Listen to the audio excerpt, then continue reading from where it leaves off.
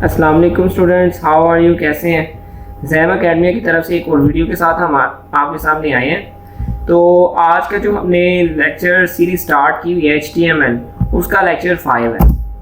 तो सबसे पहले देखेंगे इस लेक्चर में हमने कौन कौन सी चीज़ को कवर करना है। तो स्टूडेंट बात सुने, हमने प्रीवियस वीडियो में एक टॉपिक स्टार्ट किया था डिव का, ठीक है।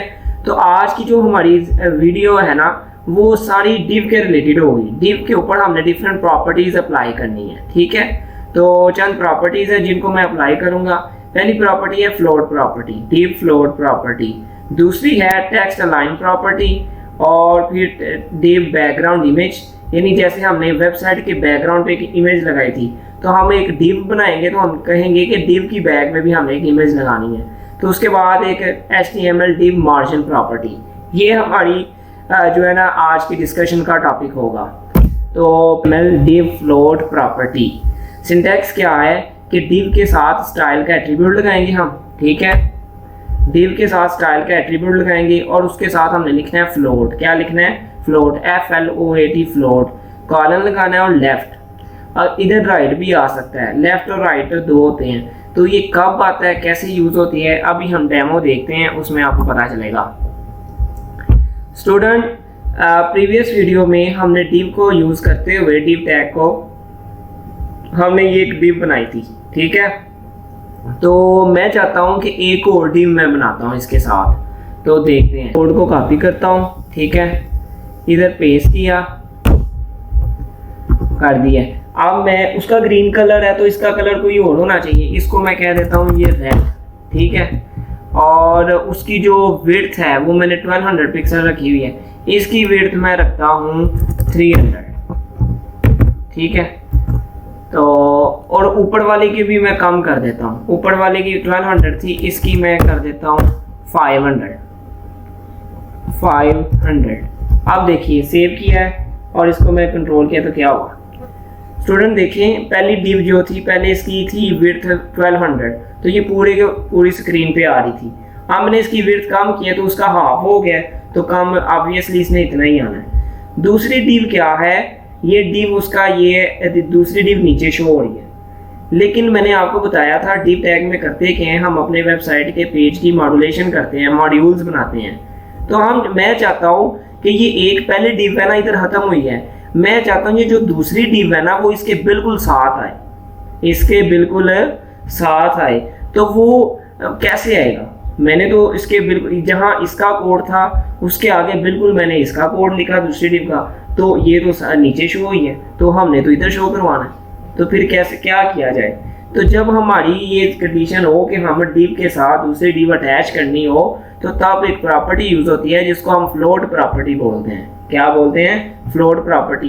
तो फ्लोट प्रॉपर्टी को हम यूज करते हुए नीचे वाली डिव को जो डिव है नीचे शो करवाने की बजाय बिल्कुल उसके साथ एडजस्ट कर सकते हैं। कैसे करते हैं? नोटपैड ओपन किया, ये पहली डिव का कोड है, इसके साथ एक प्रॉपर्टी ऐड करनी है फ्लोट, ठीक है, और इसको लेफ्ट करेंगे।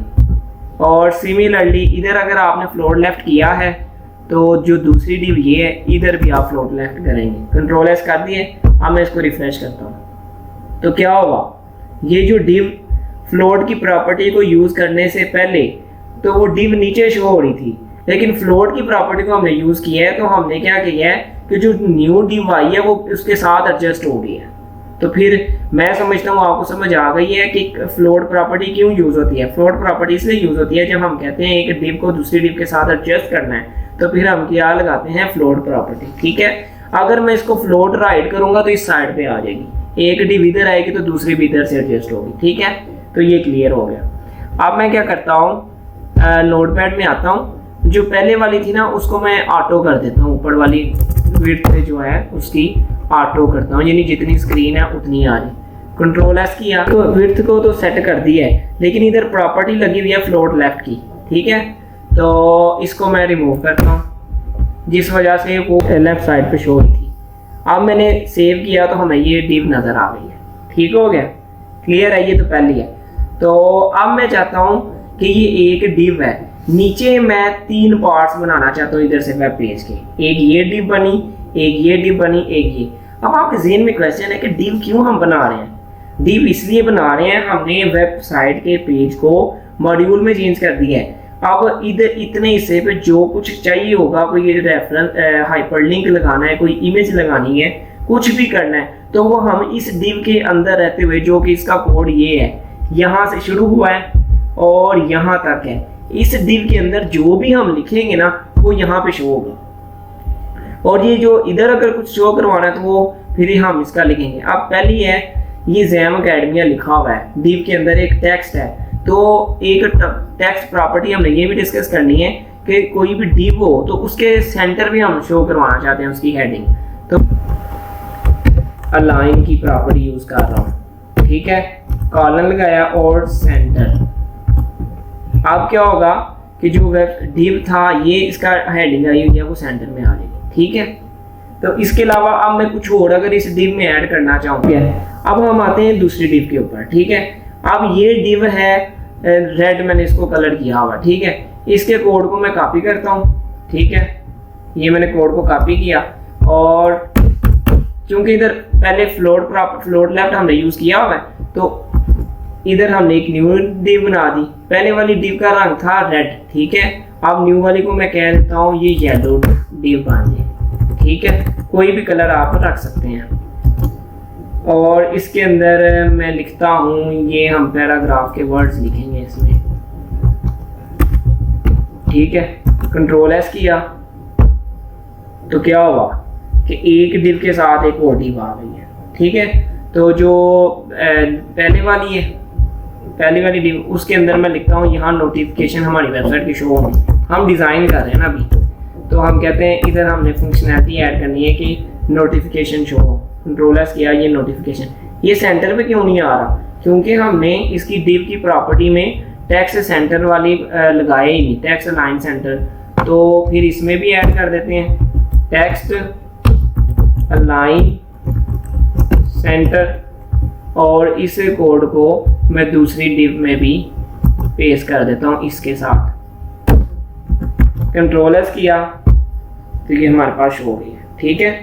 तो अब एक बात आपने ज़हन में रखनी है, ये जो स्क्रीन होती है ना, यहाँ से लेके यहाँ तक इसकी विड्थ होती है तकरीबन 1190 या 80। कितनी होती है? 1190 या 80। तो अब आप कैलकुलेटर से 1190 लिख लें। तो अगर आप चाहते हो कि आपने 4 डिव बनानी है तो उसकी विड्थ को 4 से डिवाइड करेंगे, जितने पिक्सल आएगा ना आप उतने पिक्सल सेट कर देंगे। तो मैं क्या करने लगा हूँ, मैं ना इस पूरी जगह पे 3 डिव बनाने लगा हूँ। कितनी बनाने लगा हूँ? 3 डिव्स। तो फिर मैं उसकी विड्थ जो है 1190 है, तो उसको मैं बनाने लगा हूँ 395 के लिहाज से। इसका कलर मैंने रेड किया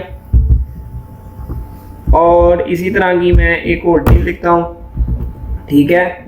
और ये स्टाइल, उसकी हाइट विड्थ उतनी 395, 3 एक साइज की होंगी, टेक्स्ट अलाइन, और ये रेड, वो रेड थी, इसको मैं ब्लू कह देता हूँ, ठीक है। फिर मैं एक और इसी तरह की 3 डिव चाहिए, तो एक और इसी का कोड कॉपी करके इसके कोड को मैंने कॉपी किया और साथ पेस्ट किया।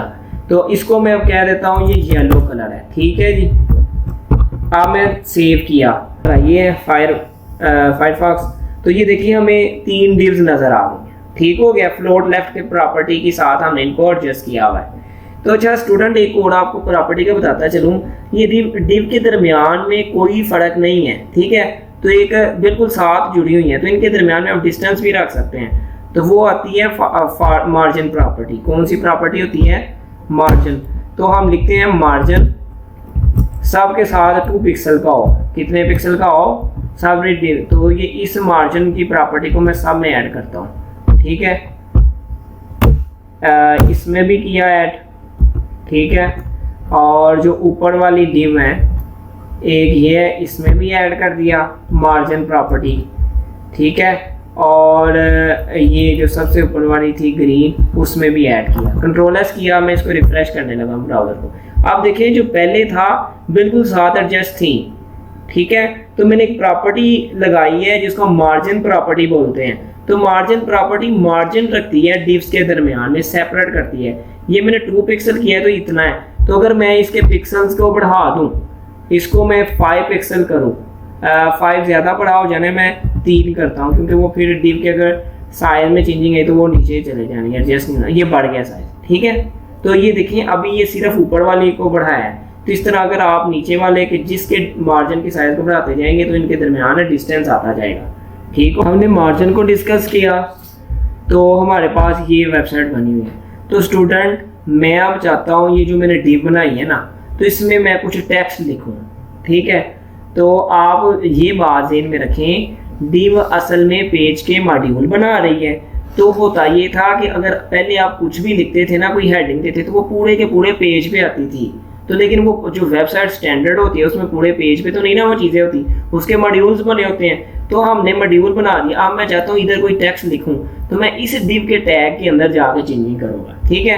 तो ये रेड वाली है, मैं इसको ओपन करता हूँ रेड वाली डिव को, तो ये मैंने की, तो इसका नोटिफिकेशन है, इसको मैं कह देता हूँ डिटेल्स, ठीक है, डिटेल्स।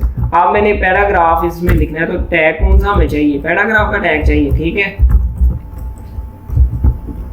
तो मैंने एक पैराग्राफ सेव किया हुआ है, उसको हम ये पैराग्राफ हमने इधर लिखा है, कंट्रोल एस किया, ब्राउज़र पे आए और हमने रिफ्रेश किया, तो ये जो पैराग्राफ का कोड है वो सिर्फ इधर है। अगर मैं डिव को ना यूज़ करता तो मैंने जब इसको शो करवाना था ना, वो पूरे पेज पे आ जाना था, पूरे के पूरे वेब पेज पे। लेकिन डिव ने हमें ये फंक्शनैलिटी दी है कि हमने सिर्फ एक जगह पे ही इसको लिखा है, ठीक है। तो अब मैं अगर हमने जैसे एंकर टैग यूज़ किया था, अब मैं इधर एंकर टैग भी लगाता हूँ आपके सामने, ताकि आपको पता चले कि डिव में कोई स्पेशल चीज़ नहीं है। जैसे कोडिंग आपने सीखे हुए हैं, जो टैग सीखे हुए हैं वही टैग लगने हैं। एंकर टैग, ठीक है, href और इक्वल डबल कोटेशन, फिर http://www.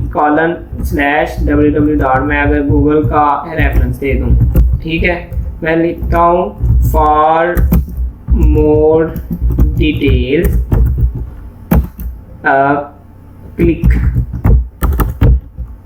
क्लिक। तो इसके टैग को मैं बंद कर देता हूँ, कंट्रोल एस किया, और जब मैंने रिफ्रेश किया तो यहाँ लिंक आ गया। तो ये तो आप पूरी वेबसाइट बना रहे हैं, ठीक है। अगर इसी कोड को मैं साथ वाले डिव में इधर ऐड करता हूँ नीले में, क्या मैं देखता हूँ क्या ये आपस में मैच होते हैं, कैसे तो नहीं होता एक दूसरे की लिमिट क्रॉस कर दें जो इनकी बाउंड्री है। तो मैं इसको ही कॉपी करता हूँ, ठीक है, यहाँ, और मैंने कॉपी किया। तो जो नेक्स्ट डिव है हमारी वो ब्लू है, तो ब्लू में जाके मैंने इसको सेव कर दिया। अब मैं ब्राउज़र में आया और मैंने इसको रिफ्रेश किया तो ये वहाँ भी आ गया, ठीक है। ये आपस में एडजस्ट तो नहीं हुआ, ठीक होगी बात। अब एक और बात, अभी तक हमने डिव के अंदर टेक्स्ट लगाना सीखा है। जैसे मैंने टेक्स्ट लगाया, आप हेडिंग भी लगा सकते हैं, आप कोई टेबल भी बना सकते हैं, आप कुछ भी कर सकते हैं, ठीक है। अब एक और बात हमने सीखी हुई है, इमेज लगाना, बैकग्राउंड इमेज। मैं चाहता हूँ कि मेरी जो ये डिव है ना ब्लू वाली, ठीक है, इसकी बैकग्राउंड पे एक इमेज लग जाए, ठीक है। तो उसके लिए हम फिर स्टाइल एट्रीब्यूट में आएंगे, ब्लू वाली, ये ब्लू वाली है तो इसके स्टाइल एट्रीब्यूट में आ गई। आप देखिए अगर आपने बैकग्राउंड इमेज लगानी है तो आपको इसका कलर रिमूव करना पड़ेगा, तो फिर कलर के टैग को आप रिमूव करें। तो स्टूडेंट अब इमेज के लिए इमेज की प्रॉपर्टी को ऐड करना लाजमी होता है, बैकग्राउंड इमेज की।